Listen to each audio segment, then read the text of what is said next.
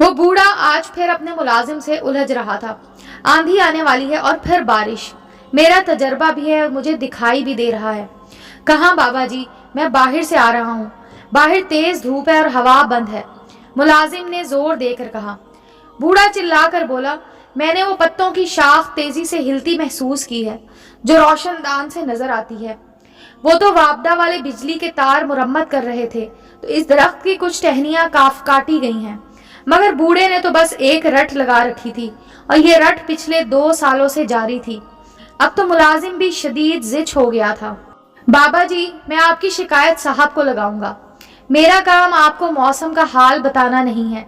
खाना खाएं तो मैं बर्तन उठा लूं। बूढ़े ने अपनी आंखें रोशनदान से हटाईं और चुप हो गया।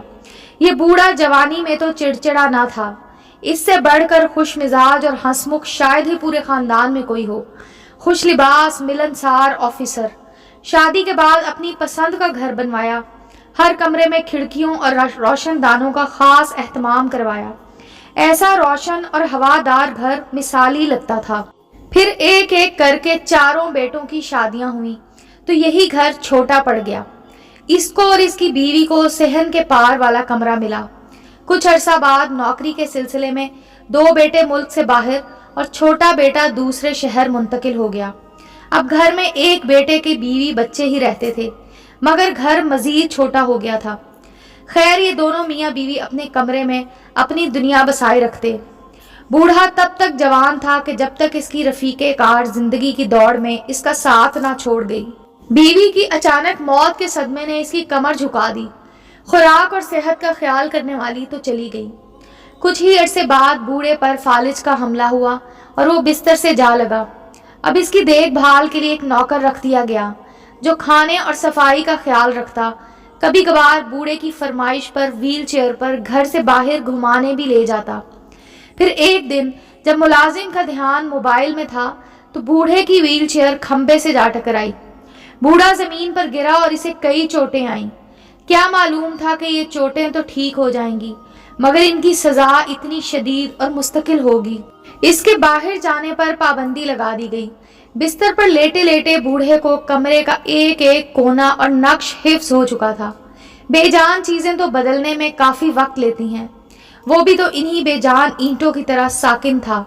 कमरे में 2 ही चीजें हरकत करती और जिंदा नजर आती, एक इसकी आंखें और दूसरा इस रोशनदान के मनाजिर। पहले तो इस कमरे में 2 रोशनदान और 2 खिड़कियां भी थी। फिर घर का पुराना सामान रखने में खिड़कियों के कवाड़ रुकावट बने और इनको बंद कर दिया गया। ये एक रोशनदान भी बस इसी की जिद से खुला छोड़ा, वरना दूसरे रोशनदान की तरह धूल मट्टी का बाइस तो ये भी था। बस अब इसकी आंखें थी और वो रोशनदान का नजारा। बाहर का मौसम कैसा भी हो, बूढ़े का रोशनदान जो दिखाता इसे बस वही नजर आता। इसके दिल का मौसम रोशनदान से वाबस्ता हो गया था, मगर आज हब्स कुछ ज्यादा ही था। लग रहा है कि जोरों की आंधी आएगी या बादल कड़कड़ा के खूब बरसेंगे। मुलाजिम ने तो बताया कि मतला साफ है, लेकिन इसका दिल कहता है कि रोशनदान गलत नहीं बताता।